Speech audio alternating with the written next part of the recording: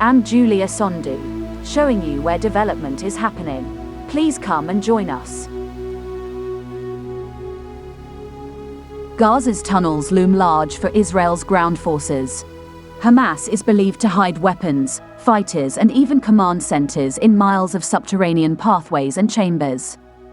Just after midnight on Tuesday, the Israel Defense Forces announced that they had struck a tunnel that allowed Hamas to infiltrate Israel through the sea. The sea tunnel was unusual, a sign that Hamas has designed deadly new ways to attack Israel. The armed group has miles of tunnels under the Gaza Strip. A US official likened them to miniature cities, but the exit to this one was in the sea near a beach in Israel.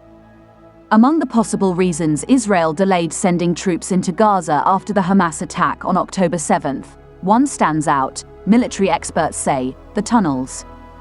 Underneath the tiny coastal strip and its more than 2 million people is a vast network of subterranean pathways, rooms, cells, and even roads for vehicles. Hamas, which oversees Gaza, is believed to hide weapons, fighters, and even command centers in the warren of underground chambers. Overnight on Saturday, Israeli fighter planes struck 150 underground targets in the northern Gaza Strip, the Israeli military said. For the Israeli forces who take part in any large-scale ground invasion, one of the most daunting challenges will be the tunnels, which Hamas has spent years refining. For the people who live above the tunnels, one of the most frightening propositions will be how to survive the subterranean warfare. "We should have no illusions about how this is going to be," said General Joseph L. Vattel, the former leader of United States Central Command, which is responsible for the Middle East. In an interview, he recalled the final days of the battle for the Iraqi city of Mosul, where Islamic State fighters hid in a series of tunnels in 2017. Tunnels have been a part of life in Gaza for years, but they sharply multiplied after 2007, when Hamas took control of the enclave and Israel tightened its blockade. Palestinians responded by building hundreds of tunnels to smuggle in food, goods, people, and weapons. The tunnels cost Hamas about $3 million each, according to the Israeli military. Some are made with prefabricated concrete and iron, and have medical rooms for providing aid to wounded fighters. Others have spaces 130 feet below ground where people can hide for months. In Israel, people often refer to the tunnel system as Lower Gaza or the Metro. Yocheved Lifshitz described being marched for miles through a spiderweb of tunnels. She told reporters on Tuesday that Hamas militants led her through the wet and humid underground corridors to a big hall. After 2 or 3 hours, they put 5 people from her kibbutz in a separate room, she said.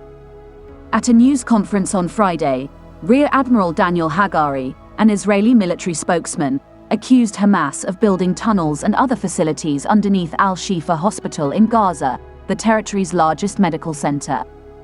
He played an intercepted audio recording and displayed an illustration of the subterranean complex. General Vattel, who visited a tunnel controlled by the Lebanese militia Hezbollah near Israel's border, said he was taken aback at the level of effort that is involved in creating these things. "This wasn't just holes in the ground, it was an architecture," he said. They were linked to rooms and built in a way to withstand strikes to the surface.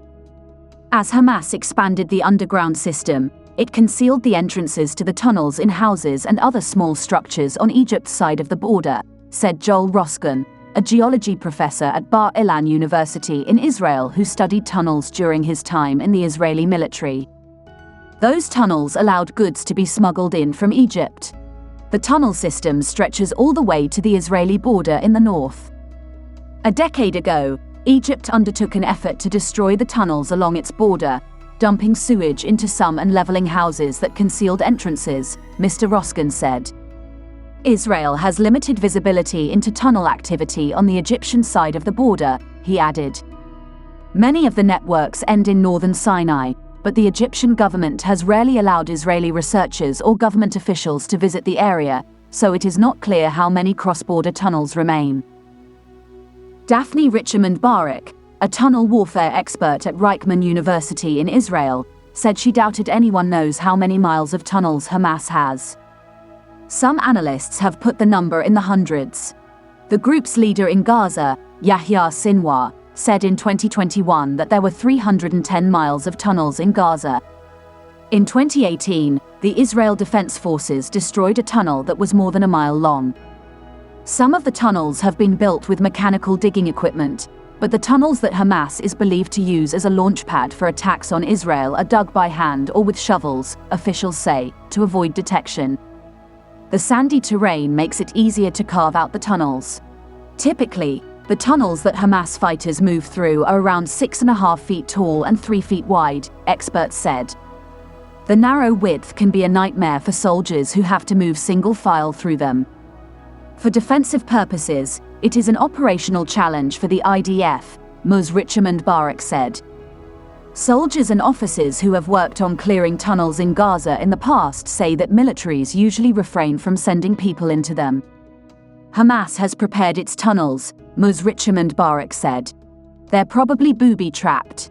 There is no probably about the booby traps, said Colonel Amir Olo, the former commander of the elite combat engineering unit known as Yahalom, which is in charge of dismantling tunnels.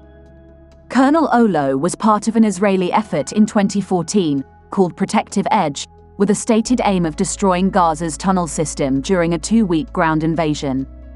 Booby traps, usually bombs that are either remotely triggered or explode when something crosses a tripwire, are ever present, he said. Soldiers who have cleared tunnels say that going into one is the last thing they want to do. By using the tunnels, the enemy can surround and attack us from behind, Colonel Olo said in an interview. Ben Milch, an Israeli-American who cleared tunnels with the Israeli military during the 2014 Gaza war, said his unit came under fire repeatedly while working to destroy some 13 tunnels. At first, Mr. Milch said, he and other soldiers were unsure where to look for entrances, which were often in densely populated areas near mosques and houses. But then, the troops began to spot telltale signs, like pulley systems next to buildings. Airstrikes and remote-powered sensors can destroy tunnels, but eventually Israel will have to send in people if they want assurance that a network has been fully dismantled, military officials said. Countering tunneling tactics require ground forces, according to a Rand Corporation report on the 2014 Gaza war. Even after the conclusion of Protective Edge, the IDF faced real technological challenges with detecting, fighting in and ultimately destroying tunnels. An Israeli military unit called Samur, or Weasel, specializes in underground warfare, training on mock tunnels in Israel. An Israeli reservist soldier in the West Bank said that other infantry units also train in tunnel warfare. He described one technique, called purple hair, used to locate the tentacles of a tunnel. Israeli troops drop smoke grenades into a tunnel, and then watch for purple smoke to come out of any houses in the area. The smoke, the soldier said, signals that a house is connected to the tunnel network and must be sealed off before soldiers descend into the tunnels. The smoke moves like strands of hair throughout the tunnel system, he said. But the sea tunnels represent a dangerous future trend, Ms. Richmond Barak said. Israel destroyed one that extended meters into the sea, perhaps the first of that type discovered. Hamas divers could have used the tunnel to cross into Israeli waters undetected. The Israeli military announced on Tuesday that it had destroyed the tunnel to the sea. This is the end of our program today. See you on Intervlog same time tomorrow. Thanks for watching. Please like and subscribe to my channel and press the bell icon to get new video updates. Thank you for watching Intervlog.